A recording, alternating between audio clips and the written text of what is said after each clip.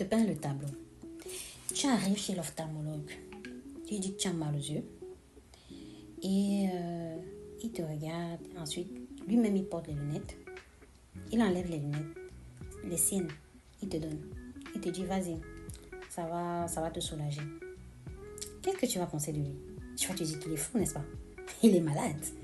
Donc, il t'a pas ausculté. Il n'a pas cherché à comprendre d'où vient ton mal, la teneur, la quintessence, rien du tout. Aucune question.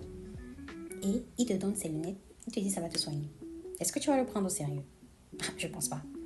Tu vas ressortir de là et tu ne reviendras plus jamais chez lui.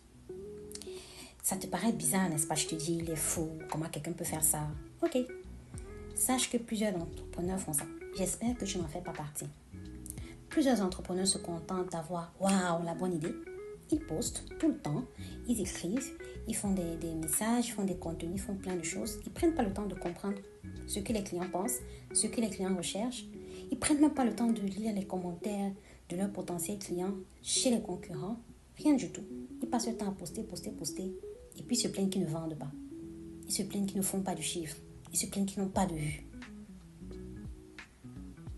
Fais très attention. Si tu n'écoutes pas ton client, tu passes à côté de ses mots, de ses frustrations, de ses vrais besoins.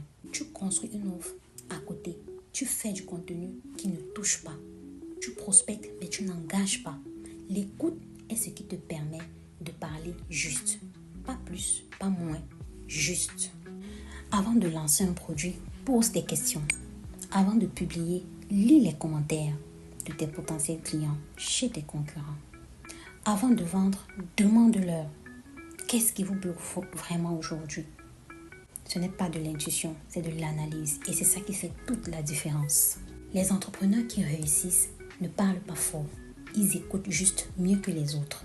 Tu veux vendre mais tu n'as jamais pris le temps d'écouter, ce n'est pas du marketing, c'est du monologue. Ton client ne veut pas être impressionné, il veut être compris et c'est là que tout commence. C'était Yolande pour te rendre plus pertinent, mais surtout plus efficace.